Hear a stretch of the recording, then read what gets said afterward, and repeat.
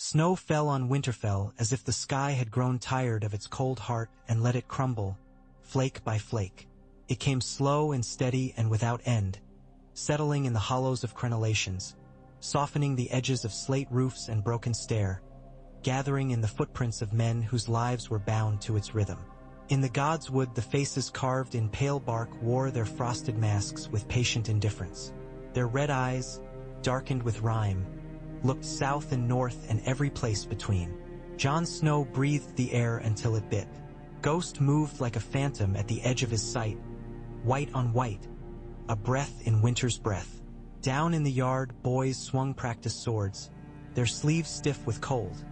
The ring of wood on wood was dulled by the day. Smoke rose from the kitchens, slow and gray, and the scent of bone broth drifted faint as memory. The stables creaked, horses whickered. A groom cursed the knot in a frozen rope. It would be a bad winter. Of that there was no doubt. The ravens had flown from Old Town with their black wings full of warning, and their messages were dry as parchment and twice as brittle when the maester read them. Frost had laced the hearts of the fish in the pools. The white knife ran slower than most remembered. The years taught the north to bend or break. Jon had no wish to break. "Your Grace," Maester Wolkan said, shivering despite his layers. "If I might." "You might," Jon said. They stood in the great hall, which did not feel great in cold weather. The benches were full of men with red hands and raw faces. Lords and petty lords, small folk who had once stood aside for those lords in better seasons, now cheek by jowl because warmth cared little for rank. Tapers sputtered. The banners of Stark and Mormont and Glover and Manderly stirred when the doors opened or the wind slipped through stone secrets. Sansa sat to Jon's right, her hands gloved, her eyes keen. Davos leaned against a pillar with the air of a man who would rather be at a helm than a hearth, even a meager one. Wolkan lifted a slate board he had scrawled with chalk. The numbers were not kind. Barley, what remains, 9,000 bushels. Oats, 7,000. Rye, 11. Salt fish, smoked meats, preserved turnips. Counting the tallies from House Hornwood and Lord Serwyn, and what the Karstark lands sent before. He swallowed at that. Before they went over to grief. Even with rationing, with a careful hand, we will not see the end of deep winter without hunger. And hunger breaks men two ways, slow or sudden. "We keep the ration tight," said Lord Robert Glover. His beard held its own patches of white. "We cull our herds rather than leave them to starve. The gods gave us axes and the will to use them." Lyanna Mormont stood tiny among giants, wrapped in a bear's pelt as if wearing the scowl of her house. "Aye," she said, "but we cannot eat axes. We cannot eat will." She turned her dark gaze up to Jon, unflinching. "You said winter is here, my king, and we swore to you because you are stark enough to speak truth. Speak it now." "The truth," Jon said, his voice steady because Winterfell's stones demanded steadiness, "is that the North cannot stand with empty bellies. The truth is that we have enemies that do not sleep and do not gnaw their fingers when they wake to cold. We need grain." Murmurs rose like a pack of cautions. The word itself warmed nothing. Grain. It sounded like hope only to those who forgot the distances drawn on maps by rivers, swamps, and grudges. "And where do you mean to get it?" called out Morzumber, who had 2 boys left and counted every flake of snow that fell as if it might bury them. "Not from the fields under frost. Not from the marsh hens. The Reach sends its sympathy, and its sympathy don't fill pots." Jon looked down the tables, past faces old and young, noble and not. It was Davos, he answered, because Davos's eyes held a question he understood. "Lannisport is fat as ever," he said. "The mines at Casterly Rock can't buy bread for miners alone. They buy ships, and ships go where grain is. Old Town, the Arbor, maybe even Pentos if the winds allow. The Rock has coin. Coin turns grain into bread. Lannisport," Sansa's breath made mist. "You mean the Lannisters?" "I mean the Westerlands," Jon said. "Gold that can be minted to pay for wheat. We made war on them once. The North bled. So did they. There are grudges enough to feed crows for a century. But crows don't bake loaves. A voice rougher than any wind came from Lord Manderley, whose mass was wrapped in sea-colored wool, whose rings mourned lost sons more than they celebrated wealth. The merman's court knows the flow of ships better than most. Wyman's cheeks were red as apples, but his eyes were sharp. You think to ask the lions for bread? The same lions that saw Lord Eddard brought low? The ones whose guests devoured our honor with their pie. Lord Manderley, Sansa said softly, and the hall hushed. That name had cost her nearly as much as it cost him. House Fry did what was done at the Twins. Lady Valda, Lord Walder, the singers will never forget. The Lannisters smiled for convenience, perhaps. But the rock's shadow does not reach to every ship. Men feed their children, and that is bigger than sigils. We can hate and still trade. Lyanna Mormont's chin lifted. We'll hate better with full stomachs. Davos pushed off the pillar and came to the table's edge. It's not madness, he said. It's ugly, and I've known uglier in worse weather. I can get a ship to White Harbor. From there we can sail around the foot of Dorne to the Sunset Sea. Or east first to Gulltown, then hug the narrow sea. Whichever is safer. The old smuggler's trick is to keep moving when others would freeze. At Lannisport, you'll not be talking to the Queen in silk. You'll be talking to castellan and kin who know sums and storehouses.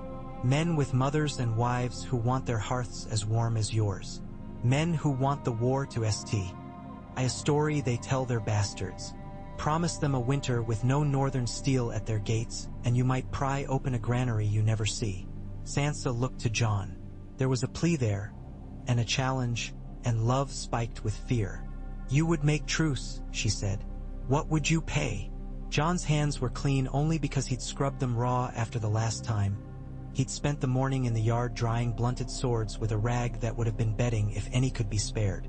We pay with our word. The North will not march south of Moat Cailin. No outriders near the Iron Man's Bay. No raid on Lannisport, no matter what provocation. In return we demand grain, flour, oats, barley sufficient to carry us through the worst. Coin to pay for what we cannot take to Winterfell on wagons. Safe passage on roads through the riverlands. A man to answer for every cart that fails to arrive. A man's weight in gold for every cart? Robert Glover asked dryly. A man, Jon said. With a name we choose.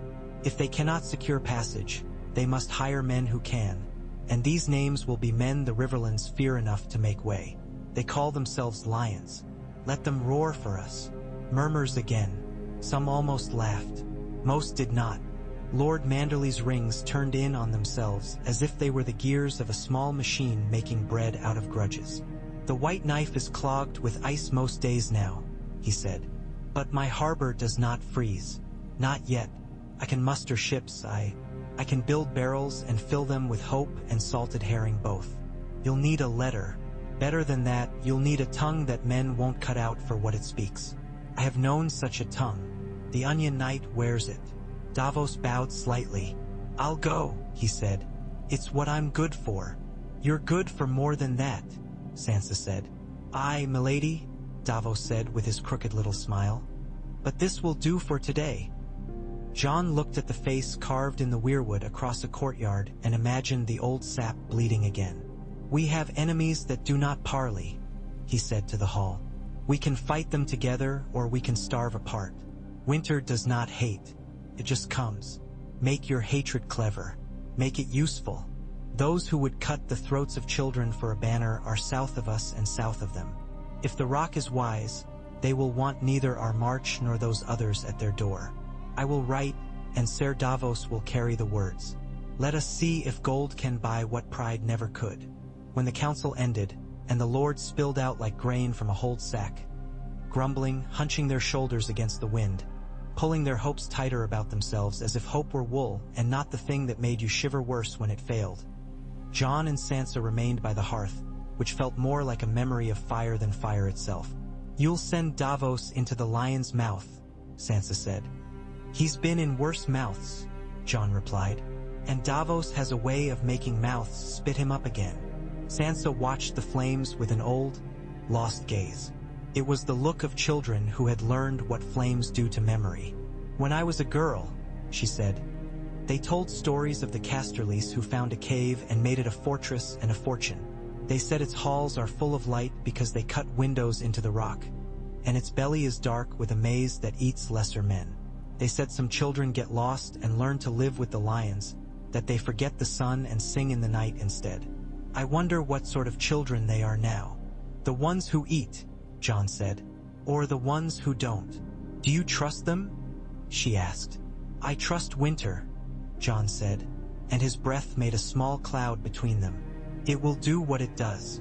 The rest of us had better move like we know that. Davos departed with 3 ships. The Laughing Gull, the Maiden's Mercy, and a low black ketch with no name that had carried worse than hope in its time. The sea was a mouth with iron teeth and a tongue of salt. The Laughing Gull had a lick of yellow paint at her prow where some gull once had been painted and weathered off into a grin. Men spit to appease the sea, and the sea took their spit with the indifference of gods. From Winterfell to White Harbor the road was packed snow and old bones. The bones were mostly of men who had tried to run harder than Winter and learned their mistake late.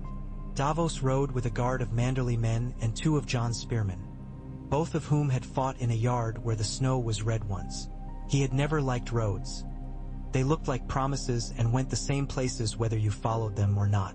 At night he dreamed of the Blackwater, the hiss and roar, a green sun rising under a moon of fear. He woke held fast by the web of his furs and sat there sweating in the frost while men muttered and shivered and pretended they had not heard him. Lyseni Silk would not have felt better. The world was a throat clearing. White Harbor was quieter than the sea usually made it. The Merman's Court was not in session, but the palace that wore that name pulsed with quiet efficiency. Men and women moved with barrels like blood cells through a vein. The harbor bell clanged once, then again, then not at all, as if it remembered something and decided to hold its tongue.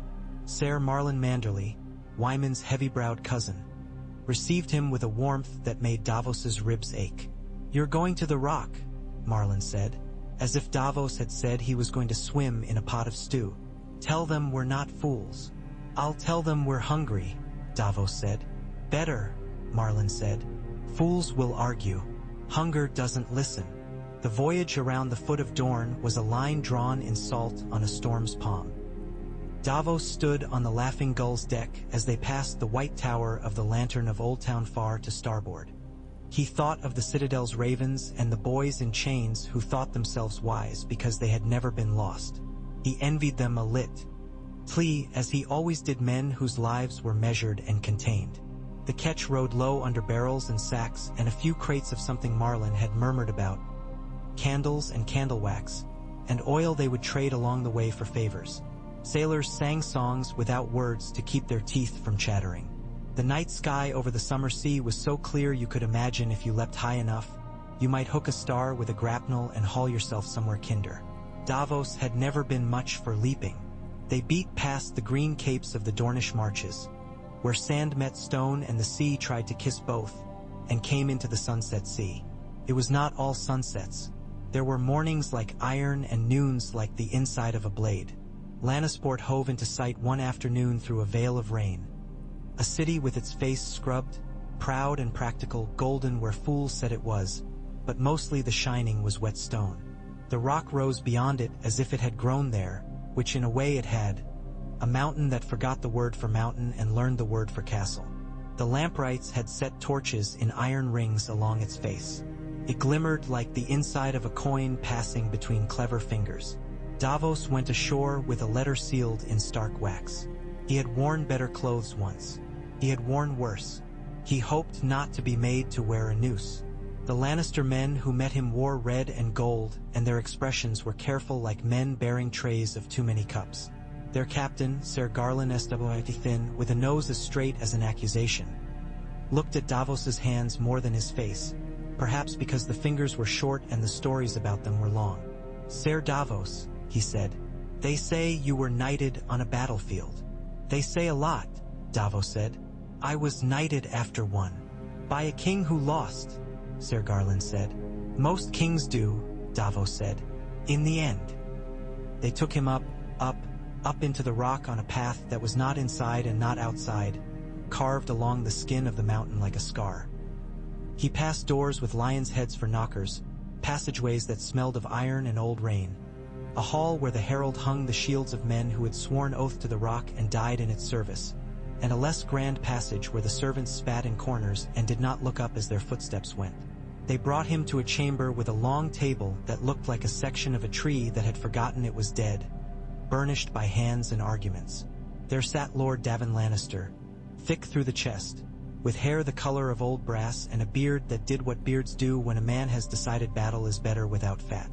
He smiled easily and looked as if he had fought hard enough to earn the right to be kind when he could. Beside him was Ser Flemont Brax, purple as ever, whose eyes were small and nearly hidden in his soft face. On Davin's other side was a woman Davos did not know. Her gown plain, her hair the gold brown of straw, her eyes like Lannisport's narrow alleys.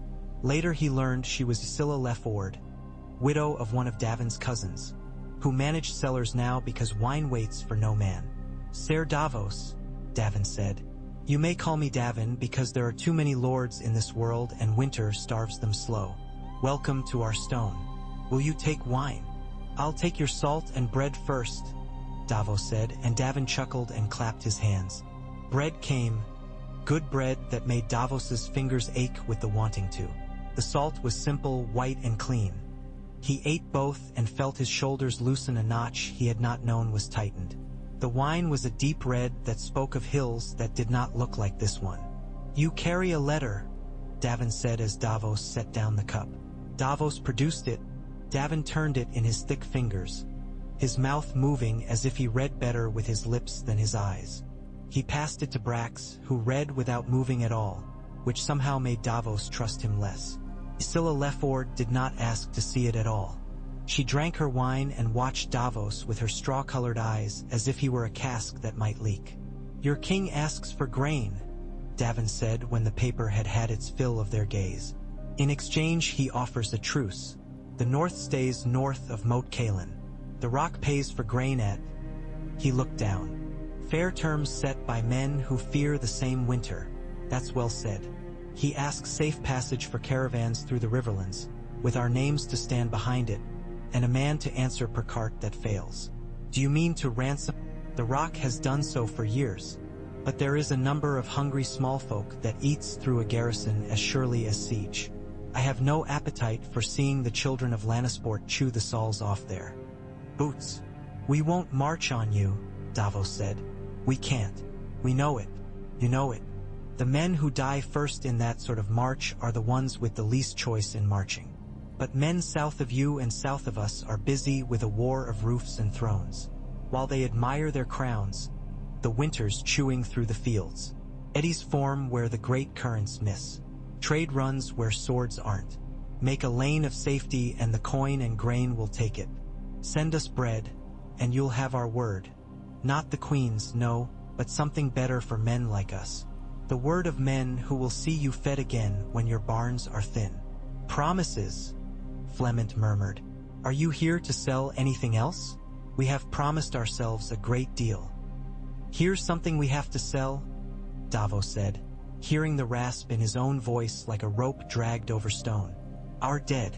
You don't have to like us to know we have them, and that we'll have more if we don't feed the living and fight what comes with no mind for crowns. I've seen fire burn on water. I've seen men walking who ought not to, and I've seen what happens to flesh that has forgotten its owner. You call me Onion Knight. Say that's because I smuggled onions into a castle. Maybe it's because I make you cry. Maybe it's because I'll layer you like an onion until you see the heart. I don't give a fig what you call me, but I am not a liar today. There is a winter in the north that will make a liar of any man who says it is like the winters you remember. Truce buys you time. Grain buys you our silence toward your walls. If you want sweet words, hire a singer. Ysilla Leford set her cup down with a small click. What does the north pay? She asked, as if men had not just paid with their dignity, which was what they always paid with when they were forced to ask. Gold we have, furs you have, ships you need. The harbor here will do good business, or Gulltown will, or White Harbor. Perhaps that is payment enough. But prices rise in winter, Ser Davos. People like to say they do not, but they do, because a man will pay more for bread when his child is watching. What else does your king offer? A clean border, Davos said. Silence at your doorstep. We will stand the neck like a cork in a bottle. Nothing you don't want comes through. And if you ever want to bring a wagon north of the neck for trade, to make a profit when men will pay far too much for barley, we'll let it come. With taxes you can stomach. Also, he watched Davin's eyes go not to his face but to the space currently unfilled by arithmetic. Names. You think the Riverlands will open for you? Put a fry in front of a Lannister and you'll get a conjurer's trick. It will look like safe conduct and end with knives. You want safe passage? Hire Blackwoods, or what's left of them. They hate you less than the Malisters do, and they hate the phrase more. The Malisters don't forget, and you don't trust their memory. The Blackwoods remember different things. Half your problem in the Riverlands is you've only given orders and expected obedience. Try a little cleverness if you've any left. You speak very freely, Fleming said. Davos looked at his fingers, short and blunt, and back into the eyes of men who had all 10. I've paid for the right, he said. So have your small folk. So have ours. Davin's gaze slid to Scylla, who shrugged a little. We can afford grain, she said. So long as we don't pay for everything twice. This plan asks us to spend gold to buy food to keep men alive who might otherwise become our enemies in a different season. It also asks us to trust men who have every reason to hate us. But I know hunger flattens houses very neatly. In the winter 4 years past, a baker near the fleet sold less stale bread to men who had killed his brother than to the woman with 3 babies because the men paid copper and the woman had tears. That baker hanged himself at midsummer. If we want our bakers, we feed them. If we want them to bake for us, we make sure their ovens aren't torn apart for kindling. Davin sighed, a big sound that seemed to fill the hall and then escape out a window. I can draft terms, he said at last. The truce, the shipments, the tolls, the safe passage. We will put names where names are needed. You will sign, and your king will mark his name on our paper. We will put this before those who fancy themselves more pretty than practical, and we will dress it in words that look like crowns when you squint. Ser Fleming, fetch me a scribe who doesn't fancy his own letters overmuch. Davos nodded because nodding was safer than smiling. Aye, he said. I've quills in my bag if need be. There are quills enough to write 1,000 treaties, Davin said, and for the first time the humor left his face entirely. The difficulty is getting men to leave what they write and behave. Letters flew like dark snow. They went to White Harbor, to Winterfell, to vassal houses in the Westerlands, to the twins, because Davos had insisted on putting ink to paper to make an enemy show his throat. He expected the phrase to spit. He almost hoped they would. A false yes is the first pencil mark on a gallows. Winterfell received the raven in the middle of the day, which meant the sky had not yet realized it was winter. Jon read Davin's terms by the hall fire with Sansa's face again matched to flames. They will do it, Sansa murmured in amazement that had no sweetness. The lions will pay for bread to feed the wolves. Not for love, Jon said. No, she said, a curve to her mouth that was not exactly a smile. For fear. Fear we won't be enemies today is very nearly love for some. Lyanna Mormont folded her arms and glared at the parchment as if daring it to shrivel. They should fear, but if they feed us, we can fear less. What good comes of starving on principle? The dead have very strict manners. They never forget to be punctual when invited. Lord Manderley's steward, a thin man named Arwood with a voice that cut loaves rather than bread, leaned over their shoulders to see. Lannisport will bear the cost, but the coins minted at the Rock. We'll have to find captains willing to risk the runs. He looked up. We can pay them enough. Some will go for the tail alone, others for the purse. I'll take men who want both. Warn them, Jon said. Ironborn prowl where they may. The Reach is not so friendly that we'll see safe harbors everywhere. We keep our oath. No raids.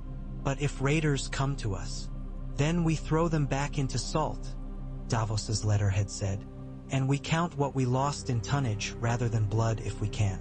There's no honor in a starving child. Sansa pressed her gloved fingers to the parchment as if she felt heat there. "We have to tell the lords," she said. "They won't all be pleased." "Pleased," Jon said, and the word felt foolish. "No, but they will be fed." Word spread faster than most winters allowed. It ran ahead of wagons. By the time Davos returned to Lannisport with a Stark seal and a list of items that made Ysilla Leford raise her brows — barley, rye, oats, sacks, grease, spare wool hubs, iron hoops for casks, salt — captains were already hiring crews. The red wines at the arbor had grain to sell if the price did not insult their dignity. Old Town was as ever, half prayer, half ledger. Men who wore chains muttered about numbers they hid under the word Edis, like abbots who somehow believed that if they spoke a language no fishwife could understand, the tide would obey. Davin sent riders to the Riverlands. He did not trouble his queen with every detail. He chose men with names. Blackwoods were approached as Davos had suggested. At Raventree, old oaks clasped cold ground, and the envoy met a firstborn daughter who had learned to talk with the sort of restraint that can drown men in inches rather than feet. She agreed to lend her name to certain roads. "Out of spite," she said bluntly, "for the phrase. And because we don't need hungry wolves slipping south. Wolves that have eaten are lazy. Lazy wolves don't maraud." The phrase responded with a letter that tried to hide blades in its grammar. Davin read it, then tossed it to the table so that wine splashed on a word he did not respect. "We'll need men on the crossings anyway," he said. "Send Prester's lads. They steal less than the other sort and they'll hate every day of it, which will make them pay attention." The first convoy left Lannisport under a sky the color of tin. It went by land, wagons heavy with sacks under tarps fringed with icicles where the morning's breath had bitten. Men who were paid well watched the wheels. Men who were paid better watched the men who watched the wheels. At every village along the way, boys came out with their mouths full of hunger to stare at the idea of food moving past them, and were hustled back inside by mothers whose eyes were wide enough to swallow shame. At the Trident, the convoy would have turned to a story in another season. Banners gathered themselves like storms. Men whose lives were in the business of stopping other men took inventory and found themselves unexpectedly paid to keep moving instead. Names were said. Fry lips twitched. Blackwood lips did not. Steel stayed sheathed through a series of small miracles and one ugly compromise no one would write down because it involved horses and a too narrow ford and a Fry who fell face first into cold and came up spitting blood and water and nothing else. When the wagons reached Moat Cailin, the stones looked on with their usual malevolence, which was merely the indifference of old things. The reeds whispered to themselves. Northern men put hands on southern wood and did not break it. Bread made no speeches as it crossed a border. In Winterfell, the first sack of barley on the first wagon that rolled into the yard before night fell was touched by more hands than an infant prince. Old Nan's great-great-niece, a woman who had no patience with foolishness and therefore endured little of her husband's when he drank, cried when her hand sank into the grain, the sound thin and surprised as if something had struck her from behind, the something being memory of summers where such things were not cause to cry. "Count it," Sansa told Maester Wolkan, and he did, and set the chalk down only to pick it up again because there was more to count than he had dared hope. Lord Manderley stood like a fat bulwark and took credit with his silence. Lyanna Mormont did not smile. Jon said nothing at all for a while, because silence felt like the truest lord this day.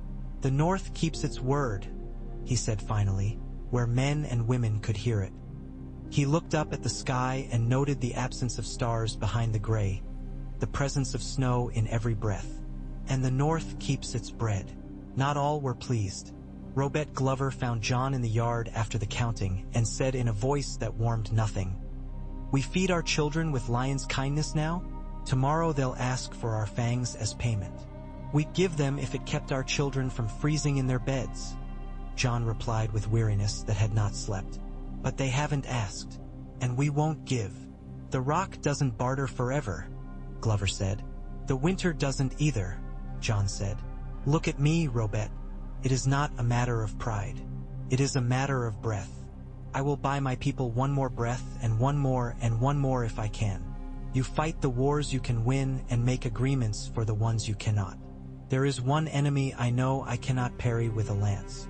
He will not be coaxed into a duel. He will not be lured into a trap. He will only be met by full bellies and the strength to swing swords when the time comes. And after, Robert said, after, they will say the North ate Lannister bread and forgot the Red Wedding. After, they can say what they like, Jon said. Those words cannot raise the dead, and neither can our anger if it keeps our children dead. In the east, on the frozen void near Eastwatch, Tormund Giantsbane woke from a dream where the sun was a girl who'd laughed at him and found his breath forming a cloud in the dark like a small dragon. He laughed at the thought and then did not laugh because dragons were stories where the cold was concerned, and his beard had frozen in his sleep and now hurt as it broke under his hands. "Wake," he said to the men sprawled around the embers of a fire because the wind had eaten the wood before the flame could. "Wake. There's always another morning to be miserable in, and we'll want it." They had been ranging for days, finding places where the snow behaved as if a hand had smoothed it, where there were no prints but something had passed, where air tasted of iron and then of nothing. He did not speak of this in letters because he did not write letters and could not have spelled the fear if he tried. He would tell Jon with his mouth when next he saw him, and Jon would do with the words what he always did. Make a plan in their shadow and pretend the plan could block out the sun. Southward again. A convoy was not so quiet a thing you could pretend the world did not see it. The Brotherhood without banners considered it and let it pass. They were too busy saving their fires for better enemies, and some of them had been fed by a fat man who sang softly when he thought no one listened. The phrase tried again, this time with a levy that appeared on a dawn when fog lay thick on the river. Davin's names moved through the mist like knives with a conscience. A Blackwood boy with scars like lightning on his cheek stood in a ferryboat and stared at a Fry man-at-arms until the Fry said he had never liked the taste of ghosts. The boy nodded and the boat docked on the side it had not left. Peter Baelish sat in the Eyrie and read Davin's letters when they came to him by pigeon because pigeons were the only things in the Vale with a sense of their worth. He smiled and did not entirely know why. He thought of Sansa's hair and the way it had once been arranged like a promise. He sent letters of his own. One went to a certain Gulltown captain with a wife who had 2 gambling brothers. Another to a merchant in Case who did not mind what his ledgers said so long as the numbers added up. He did not love war. He loved the shape of hunger when it made men do the math. He wanted this truce to balance on a knife's point. Not fall, not yet. Just balance. Ironborn found the Laughing Gull on her return voyage while she hugged the coast to keep out of the worst weather. The ship that lettered her shadow was gallant and ugly in equal parts, its prow carved in the shape of a woman's open mouth. The raiders wore salt and madness and smiles that meant little and knives that meant a great deal. Davos ordered the sails hauled in and the men to oars. "She's a better rower than runner," he told his mate. "A woman from Sisterton with one eye that looked at you and another that looked where you would go next. We'll make for that spit of land and see if we can persuade them they've better pickings." They came alongside with grapnels and shouted promises they would not keep. Davos saw the way the Ironborn's line took the wind and counted breaths. He saw 3 boys in the raider's bow and a woman whose face was marked with a long, pale seam from ear to throat. He shouted to them, "You like your plunder fresh or salted? This hold's full of both. Come take it. But I only need my crew. Let me keep them and I'll open the hatch myself." "Bold words for a rabbit," the woman called back, her laugh as sharp as the gull's missing paint. "You've nothing in that hold worth a man's finger." "You don't know what a man's finger is worth," Davos returned grimly. "I've been counting." The Ironborn laughed and threw their hooks. Steel-bit wood. Sisterton's woman cut 2 ropes cleanly. An Ironborn leaped and missed and struck the sea and did not come up. That counted, too. Davos ducked and the world became a narrow thing built of angles and breadth and weight. He did not pretend to be young. He pretended to be necessary. Most pretenses, in his experience, performed better when they were true. They killed 3, lost 1. The boy from Torrens Square whose smile had been too big for his face even before today, and knocked 2 overboard while the Ironborn took a barrel of grease in its lid and slid across their own deck into 3 more. The woman captain saw the arithmetic go wrong and snarled like secret kin to lions. She pointed at Davos. "Another day," she said, or maybe she didn't. Maybe the wind-shaped words men wanted when it was in a generous mood. The Ironborn pushed off. The laughing gull, scarred, limped forward. Davos wiped his knife and did not bother wiping his breath. White Harbor received her with cheers that iced before they could become words. Men unloaded bread. Boys told lies about how many raiders they had killed, and then went to the privy and sat there shaking with the success of their lies. Davos went to the merman's court and told Lord Wyman everything. He was too tired to embroider and had never been much for needlework anyway. Wyman nodded and reached for another plum from a bowl that had only 3 left. "Arwood," he said to his steward. "Tell the kitchen to set the marrow bones to boil. The onion night looks like a church door deep in winter." "Marrow," Davos said wearily.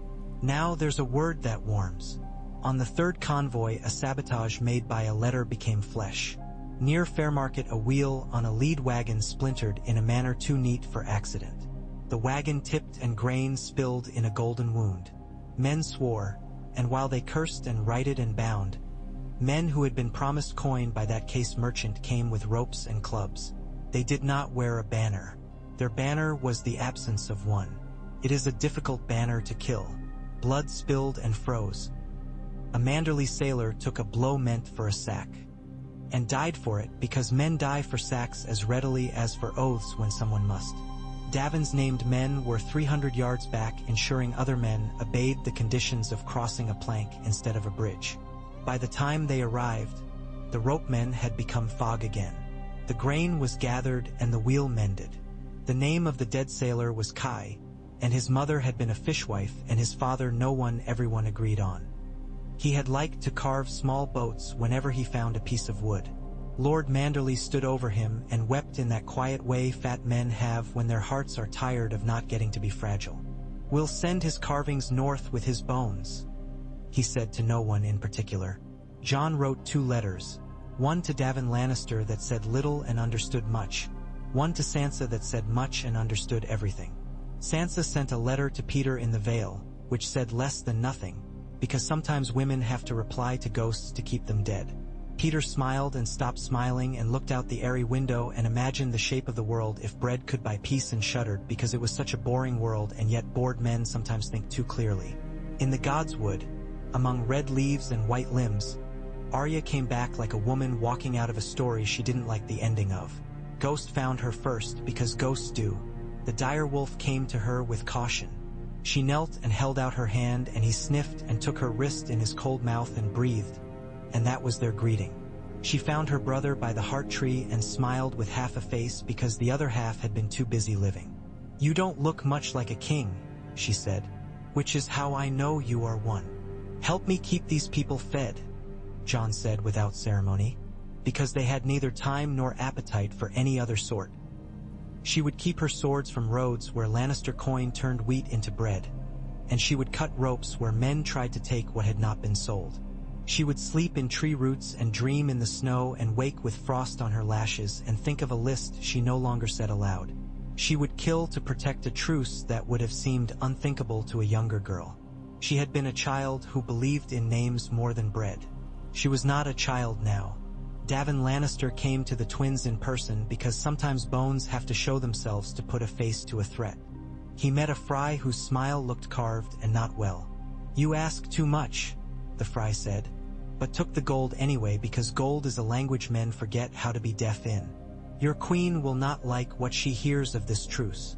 "My queen likes very little," Davin said. "And if she must keep a list, she can write my name at the top and spare the rest.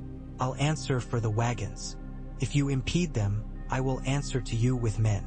If you look sideways at them, I will answer to you with taxes you cannot bear. If you do anything that reduces the number of rolls that arrive at Winterfell's ovens, I will answer." Children laughed once and were shushed, and then laughed more because their bellies had room to contain it. "Oh, you'll pull with hunger. You can always pull more, for a while." Outside, the wind dragged its knuckles on the battlements. It was not bored with any of this. Simply did what it did. Word came from Casterly Rock that men had started lining up at bread ovens early in the mornings and throwing old shoes at dogs who took too much interest, and arguing less. That alone was worth something. Ysilla Leford sent a letter the size of a small napkin to Sansa Stark and said nothing about politics at all. She asked for advice on a recipe for oatcakes that would not crumble when carried by riders. Sansa wrote back in a hand that was not one she used for treaties and told her to use more fat. "If you can afford it," she added, because some friendship requires honesty about fat. In late winter, early deeper winter, which was a thing Northerners had the language for and Southerners did not, a caravan was caught on the causeway of the Neck by a storm that moved like a living thing. Snow drifted and then did not drift because it had nowhere left to go. The wheel on a wagon froze into a sculpture. Men hacked at it and cursed the gods and then decided that the gods had heard enough of that talk. A boy fell asleep standing up and nearly died that way. A woman from White Harbor took off her cloak and put it on him and only afterwards realized what she had done. Jon himself came because some storms require a banner more than reinforcement, and he had eyes that could still make very cold men move. He put his shoulder against a wheel and knew better than to think he was moving it alone. A man from the west with the look of stone quarries about him pushed beside him and did not ask for introductions or speak of the queen. Their breath fogged the air together, and it felt in that sharp white world like the only warmth worth naming. The wheel turned. The horses snorted and shivered and found the strength to pick up their hooves. The boy in the borrowed cloak woke and started crying because he had been ashamed of sleeping and because his face hurt and because he was alive. Jon looked at him and felt a strange ache where he kept his capacity for soft things, the place that used to hurt more, now just a familiar ache like an old break. That night they camped where the wind was not as cruel as it had been earlier in the day. Men leaned against sacks, and the sacks leaned back like friends too tired to sit upright without help. Someone began to sing, and the song had no melody, just a rhythm, like footsteps. Out of the dark, a voice spoke. It was Sansa's, and it startled Jon until he remembered she had said she would come and meet this convoy at the Neck because a queen's face was a coin that bought a certain kind of loyalty. "I wish this storm would end," she said, and then laughed a little. "No, that's too much to wish. I wish it would give us enough patience to forget to hate the people nearest us before morning." "You're in luck," Davos said, appearing from the dark with his numb smile. "Patience is what winter gives to those it doesn't kill. It's like a gift from a miserly aunt, which we take and then complain about," Sansa said, and Davos chuckled. Jon stared out into the knife-edge world and thought of food like a battle, of bread like a siege engine that breaks open the walls between men. He thought of the Rock and its patience and its pride and the Queen in King's Landing whose name he didn't think when he could avoid it. He thought of Davin Lannister holding a quill like a sword. He thought of the phrase counting their miseries and finding an unfamiliar kind. He thought of the dead and the not yet dead and the terrible impartiality of hunger, and how well it had served his purpose. And he thought of Ghost, who appeared then out of the white like an answer to prayer he would never say aloud. In spring of that winter, there is such a spring sometimes, a mocking thaw that knows what it is and delights in its deceit. Davin Lannister came to Winterfell. He came with a small guard and the air of a man who has decided to see with his own eyes whether what is happening is what he thinks. Jon went down into the yard to meet him. Men stood aside because there is something like a tide when first enemies of yesterday clasp forearms today. Davin took in the walls, the people, the ovens that smoked, the lines of children who came up for their ration of oatcakes and the thin broth that did more good than it looked like it would. He nodded as if someone had shown him the solution to a problem and he wanted to test it with his finger. He clasped Jon's arm and felt how thin it was under the leather and fur and smiled a little, because kings who were not thin in winter were not good kings. "You sell bread like I sell swords," Davin said at the fireside later. "Only I do it in summer. You sell in a better season." "I sell it to enemies," Jon said. "You sell to friends you will not always have." "Enemies," Davin mused. "Friends. Today we share. Tomorrow we will not. That is another day." He sipped the mulled wine and sighed. "Cersei sends envoys and questions and a great deal of paper. She wants to know what I have purchased with our gold. I tell her I have purchased a winter with fewer dead lions and fewer dead wolves, and she says that she does not mind dead wolves. I tell her lions with full bellies do not go looking for wolves to kill, and she tells me that her soldiers should not be fed on the premise of not marching. I tell her we can feed them on the premise of living. She does not love my arithmetic. You keep doing it anyway, Sansa said from her chair near the fire, in which she had no need to shift or preen or lower her eyes to pretend she did not see the arithmetic before her. Thank you. Davin looked at her that moment and in that look understood something about why this had worked. It was not because Jon was a good king, though he was in the way of men who would rather be something else. It was because Sansa Stark was good at being a queen in a winter that ate both good and bad with the same appetite, and she had decided which bites she would keep it from taking. He bowed slightly, not as a lord to a queen but as one person who has seen winter to another. My lady, he said, it was not kindness. It was necessity, as your Ser Davos said at the start. But necessity, pressed, has a way of looking a lot like kindness from the right angle. From the angle of a full spoon, Sansa said. Yes. Davin went out with Jon to the Godswood because he had never seen a weirwood and wished to. He stood before the face carved in old wood and found himself reluctant to speak the clever things men say near sacred things. Instead he blew his breath and watched it drift up and away and wondered about lions and wolves and how much of a man's life is made of deciding he is less important than his house and then deciding his house is less important than his men. He looked at Jon and, because he had been a Lannister his whole life and learned to say what others wouldn't, said, "This cannot go on forever." "No," Jon said. "If it did, we'd become something else entirely. Men who live by bread alone and break promises to themselves because they must. There will be other winters. There will be summers that pretend to be long. I will not ask you to like me when the harvests return. You will be doing something wrong if I do," Davin said, not unkindly. "But while it lasts, we are a better story than most. I find that oddly comforting." One night, after Davin had gone, Arya came to Jon with the snow on her hair and her breath quick and held out a thing that glittered with tiny blades where frost had turned the leather stiff. It was a cord. On it were knotted rings and beads and small carved boats and a bit of red cloth and an iron coin. "These are from the sacks," she said. "Trum from your last wagons. People tie things when they don't have words big enough. These came at dusk, tied to the posts by the gate. You don't have to keep them, but you should see." Jon took the cord and turned it in his hands and saw a winter's arithmetic there. The bit of cloth cut from a mother's hem, the coin saved since a boy had turned 10, the ring once worn by a woman who had been a girl when she married and a widow 2 winters later. He felt an ache and then a lightness. "I'll keep them," he said. "We'll put them in the hall. Not for pride. For remembering you bargained with pride and got something better," Arya said and wrapped her hands around a cup of something hot, because sometimes it wasn't worth asking what was in it so long as it was hot. Spring of the winter became a rumor that turned itself back into ice. The bread kept coming. The Riverlands grew used to seeing wagons they did not rob because even thieves learned to tell the difference between stealing and starving.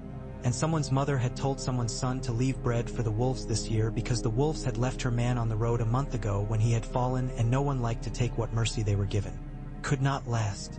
Davos had said it could not last, and he was right, as he often was about things that made others tired of him. But it lasted long enough for men to remember the feel of a full belly when asked to lift a spear. Long enough for the children who would otherwise have died to grow 2 inches and become boys and girls who would become men and women capable of being reasonable when the season allowed. Long enough for old men to sit in the sun of a day that looked like a lie and feel it on their faces and tell themselves it wasn't necessary to die yet. When the dead came harder, they met men who were not starving in the north. It did not make them less dead. It made the living more dangerous. The wind whipped through the shields and the swords and the bodies, and the Godswood watched without comment. And in the hall bread baked and was brought out in baskets even when the fighting had come close enough that arrows rattled against the walls like hail. Much after, when men counted the years the way they count scars, there would be a story said around hearths both in Lannisport and in Winterfell and in that terrible in-between place called the Riverlands. It would not be about a battle, though it would talk around battles because men cannot help themselves. It would be about bread. It would say that there was one winter when lions bought bread for wolves and the wolves did not bite them in the dark, because the night was occupied with bigger teeth. It would then say that when the night had been taught manners for a season, the wolves and lions remembered what they had been before they had eaten together. Some would hear it and say that it proved men cannot change. Others, with more bread in them, would say it proved they can, for a while, when it is useful. In the end, which is never an end but always a current leading to another stretch of river, Jon walked the battlements with Ghost and looked toward a sky that could not fully decide to be kind. He thought of Davin Lannister's laugh and of Ysilla Lefford's question about oatcakes. He thought of Davos's hands and the missing fingers that had pointed him often to the truth of things. He thought of Sansa's careful, practical courage, and of Arya's blade that did not go where bread traveled. He thought of Maester Wolkin's slabs of chalk and the way numbers had turned into meals. He thought of the work of kings who do not have time to be kings and of the work of winters who do not have time to be patient. He thought of his father, who had fed men when it was unwise and then paid for wisdom with his head. Ghost nosed his hand and looked up with eyes that held no history. Jon rubbed his ears and watched another wagon pass through Winterfell's gate under the carved head of a direwolf that had seen a good many things and expected to see more. He breathed in the smell of bread baking and blood freezing, and the smell of iron, and the smell of his sister's hair when she came in from the baked ovens, which smelled like two fruits that had never grown in the north, apples and mercy. He said nothing. Men below him spoke enough for any day. The sky moved, the winter leaned, the truce held, then it loosened and was tied again, sometimes by men in halls and sometimes by women in kitchens and sometimes by boys at a gate tying up a cord with a carved boat and an iron coin and a scrap of cloth, their hands chapped and clumsy, their breath white. In the end, there is bread and there is war and there is weather. On some days, bread wins. Those days cost as much as any victory sung by a bard, and they are the ones men forget quickest when summer returns. But Winterfell remembered because the North remembers, and in Lannisport a girl in a bakehouse remembered too, because her oven had kept burning and her mother had lived long enough to tell her the stories. In the Riverlands a boy remembered because he had learned to stand on the bank of a river and not want everything he saw on it. In White Harbor a fat lord remembered with pleasure because he had revealed the arithmetic of kindness and found he was good at it. In the Vale a man who liked knives and balances and birds remembered because he had not liked it, and that dislike was a stone in his pocket he could not quite throw away. The gods would stood under its old snow, and the heart tree watched, and did not care and cared all the same. Bread came out of ovens. The wind came and went. A wolf howled once, and men lifted their heads, and then bent to eat, because some hungers are answered and some are only taught to be patient, and that is as good a truce as you can expect in a world made of mouths.